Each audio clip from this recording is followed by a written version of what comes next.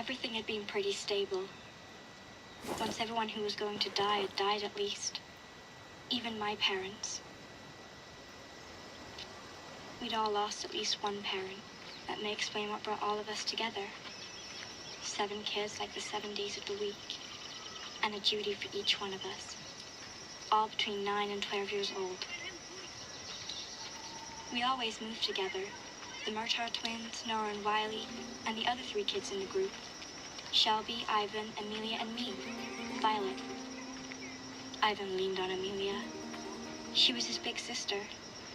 Sometimes I felt really jealous of the kids who still had someone to care about. To the adults, we were the kids who needed looking after, which was irritating, but kind of nice at the same time. Until the flood, we had lived with about 100 other people in the lower floors of the Mandarin Oriental in Washington, D.C. The outside of the hotel was boarded up and fortified, and JTF soldiers often stopped by to make sure things were okay. It's funny how okay sounds like it could be worse when your entire world is collapsing.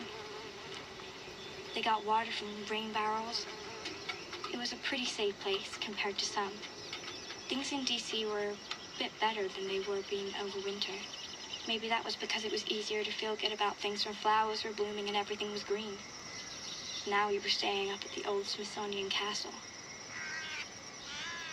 We helped in the garden, and many times, like today, we would go out to find stuff to help out in the camp.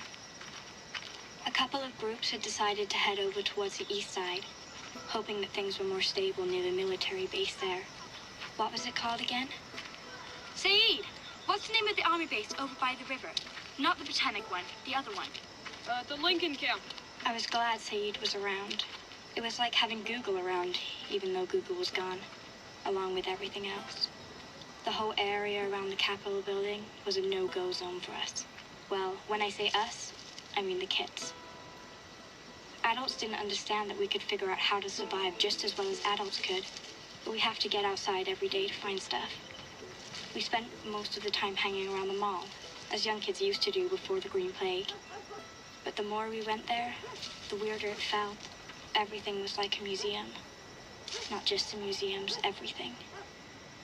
The sports apparel shop, the BK, even the billboard welcoming tourists. Seemed like it had been made for a different world. The museum of life we will never have. Isn't it strange how people put things in museums so they wouldn't be forgotten? Now, one of the old things people remembered was the way things used to be before the plague. Field trips, weekend outings with parents. All the normal, everyday things that people used to do. All these things are now part of the Civilization Museum. Do you think one day there will be a museum, of life before the plague? Ivan was looking up and down the mall. He was always their sentry, keeping an eye out for people who might be a threat. Docs from the camp said that kids who had been through trauma did that. They called it hypervigilance. There were still a lot of bad people in D.C. The government was gone. The army was gone. The police were gone. Everyone had to look out for themselves. The division agents couldn't do it all. Saeed was looking at me. I know. You want to go to the Air and Space Museum, but we can't. Come on. I always wanted to be an astronaut. See space, the stars, the infinite nothing. And now? Now, it's about getting out of this place. Images of the Challenger spaceship exploding in the sky a few minutes after launch flashed through my head. As if even the image of hope was sullied. The Air and Space Museum was one of our no-go zones. Supposedly, bad people had taken it over as well. We can't go there on our own. It's too dangerous. Dangerous? Compared to what?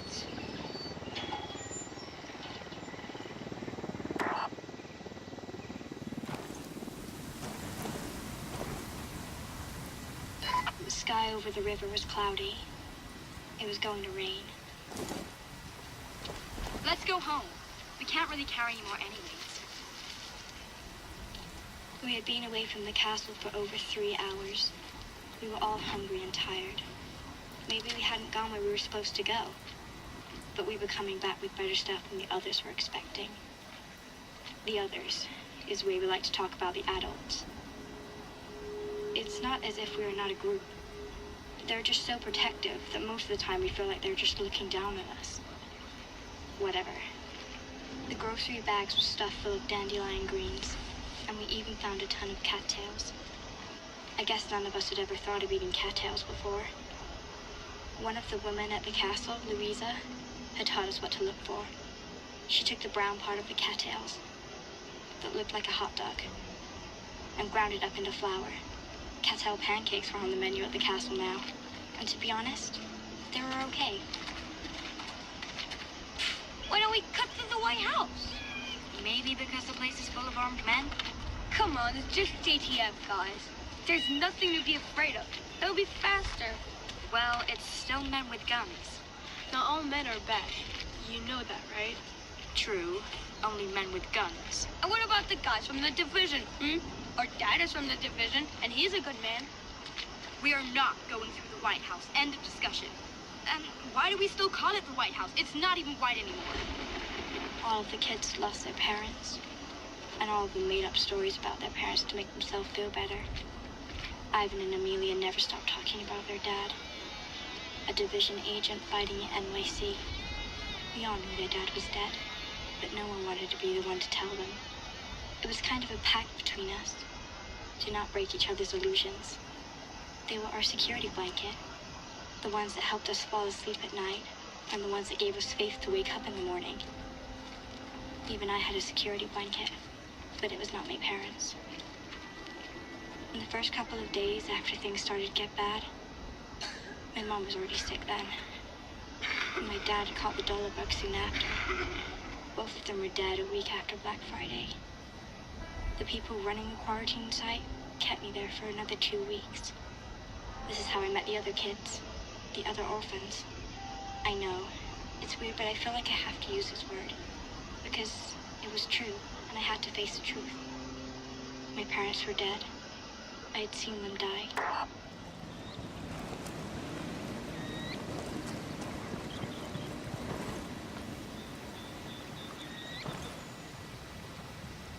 After a 4-hour expedition, we were finally back home.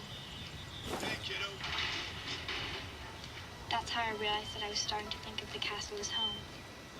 Everybody was already in the dining hall. We took our precious food to the kitchen. Dinner in the castle was catch as catch can, with small groups of people clustered at small tables or sitting on the floor with their plates. We were a little bit away from the main groups of adults, but still close enough to hear some of their conversation.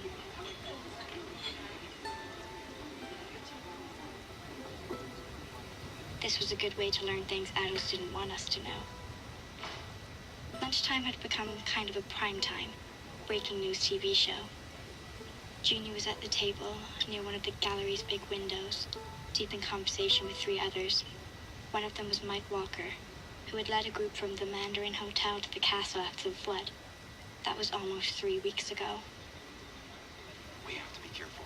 There was already pressure from over toward the Capitol, and now they've taken over the Air and Space Museum. Won't be long before they come here. Maybe not. We don't have anything they want. They're not just bandits, Junie. They don't want to steal anything from us. They're lunatics who want power. So what? So they're gonna go looking for people they can have power over. Shh. Don't shh me. I know who they are, Mike. And I think if we keep our heads down, just go about our business, we can trust the JTF to keep things under control. Anyway, this is a conversation for another time. If you say so, seems to me they should know. They already know a lot more than they need to. We're the adults. We should protect them when we can. Junie. There are mass graves 200 yards outside the window. Protect them from what? From growing up faster than they already have. Okay, kiddos. Everyone who's finished their meal, time for bed. As we were saving energy and electricity, bedtime was never far away from dinner time. We all went to bed nicely, like good kids. For a while, I had gone to sleep every night thinking about my old room in my old house. Was anyone living in the house now? Was there another kid sleeping in my bed, playing with my stuffed animals? Probably not. Probably the house was empty, with broken windows, and this room's all messed up from people looting it. Do you think it's getting more dangerous, Vi? That was Shelby again. She started treating me as if I was her big sister, which was okay most of the time. But right now, I didn't know what to tell her. It's hard to tell. I don't know how things could be more dangerous. I mean, what does dangerous mean these days? What's normal, what isn't? I guess it's okay, Shelby. Just sleep. Sweet dreams. You too, Vi. Night, everyone. Night. Night.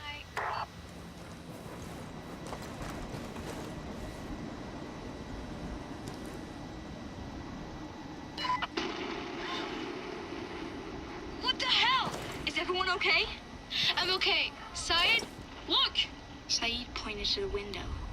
There were flashes and fire near some of the museum buildings across the mall from the castle. The sky seemed to be painted in red and orange. Then the fire and screams got closer and closer. It was as if the whole fight was moving like a tornado in one direction and then another. A wave of possibilities. It felt like the end of a basketball match, when the ball is bouncing on the hoop and the buzzer has already rung. Outside on the castle grounds, there were armed adults watching the battle. That meant they were worried. What do we do? Junie came in and shut the door behind her.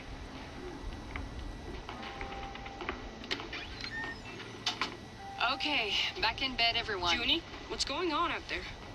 Shooting. But whatever it is, it won't come this way. She was tucking Amelia in as she said that. But what if it does? It won't. Look, there's a lot of arguments sometimes about what we should do. And you know why? Because none of us ever had to do it before, so we all have to learn. Junie settled herself on a long couch at Shelby's feet. Mike and I don't always agree on how to do things. That's natural. But we both want the best for everyone in the castle, especially you kids. You didn't make this world, but you're going to be the one stuck with it. Thank you, grown-ups. But you're doing good. You're sticking together. You'll be all right. I hear President Mendez is getting things under control. Pretty soon there might be a Congress again. Then we can get back to moaning and groaning again about how dumb they are. And what if there's no one left to groan?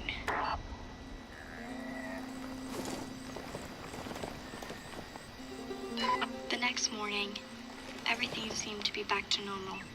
Nobody wanted to talk much about what happened last night. But when it was time to go outside to find some goods, I honestly felt better about being in a big group with adults. Even if I loved it when it was just 7 of us. I knew that we were safer with adults around. They started to walk towards the tunnel, where there was this big lake. The twins were debating about what they were capable of eating to survive. And a frog. Would you eat a frog if you had to survive? Ugh, gross. That's disgusting. You know, French people think it's very chic to eat frogs. But they also eat snails, and I don't think that's fancy either. Junie held up her hand for us to stop moving. Stop talking. Stop anything we were doing. She had seen people coming out from the little building, just across Constitution Avenue.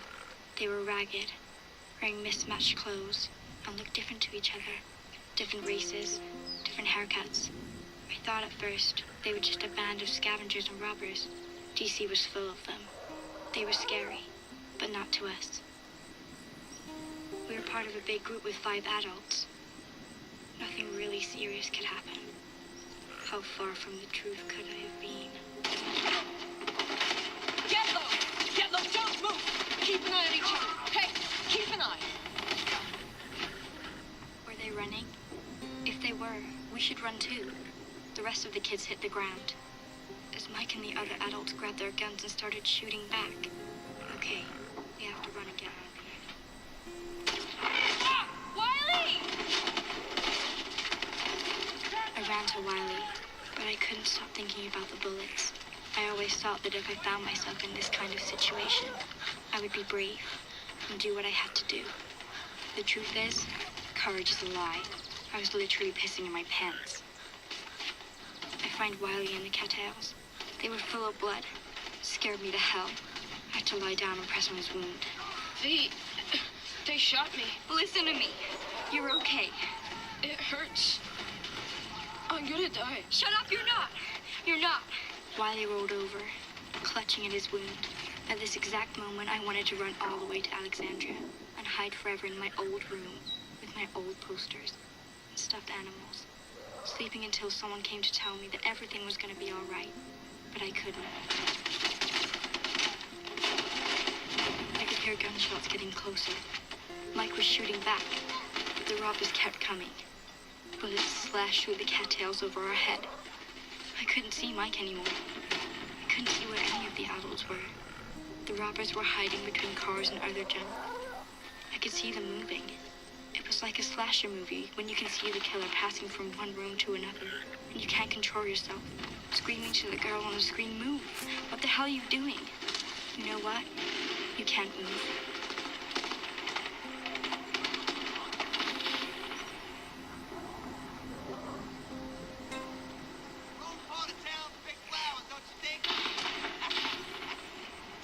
He started over the footbridge.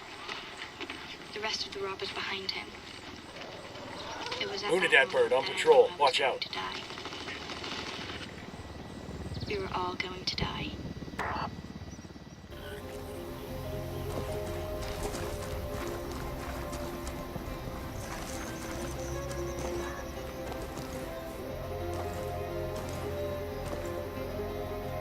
The shooting stopped, and somehow that made everything worse. Shh. No. If things get bad, just don't look.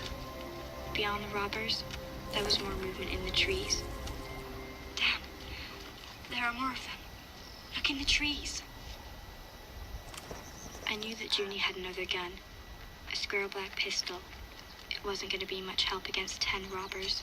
Or more, if that's who was coming through the trees. Take cover! A tall white guy wearing a backpack and carrying a rifle stepped into view. He raised the rifle and took aim. There was a glowing orange circle on his left wrist. The robbers didn't know where the shot came from. They continued to shoot in Mike's direction, while others tried to figure out where the division agent was. He fired, shifted his aim, fired again, shifted once more, fired again. All in 2 seconds. Then he stepped behind the tree again. Where the fuck is he? I don't know. I can't see him. The division agent stepped out again. One shot. Another robber down. He can't get us all with a fucking deer rifle. Go after him. I'll find you. I'll kill you, motherfucker. The robbers charged. Junie jumped up from the cattails and ran towards Mike, dragging him behind some bushes, where at least there would be some cover. I looked back at Noah. How is he? He's hurt! Me, he's still bleeding! Wiley was quiet and pale, his head resting in Noah's lap. The robbers were firing into the trees. There he was. No, wait. This was an Asian woman. Another agent, calmly stepping out to flank them. She had a different kind of rifle, one of the ones with the curved magazines. When she fired, it was a long burst that raked the group of robbers. They started to scatter, at least the ones that still could. Then the first division agent reappeared at the other end of the trees and calmly shot another one of them. That left only 2 of the original 10. They ran for their lives through the trees back toward Constitution Avenue. The division agents didn't go after them. They met on the footbridge and crossed together. I think I will always remember the breath I took after that moment. Hey! You can come out now! Yeah, we need help! 2 of us are shot, at least 2. I don't know where everyone is. Okay, ma'am. We're gonna get you a stretcher. Then I looked for the bodies of the other 3 adults, but there weren't any. Then I realized that they had just left, except for Mike and Junie. The others had left. What's wrong, Dee? The other adults. They ran away. If you and Mike weren't there, we would have been killed, abandoned. How could they? Look, Dee, remember when I told you it was not easy to be a kid? Well, it's not easy to be an adult either. Those times do not make it easy for anybody. We are all beginners here. You can't judge how people behave in that kind of situation. Is it a situation? Or is it just our world?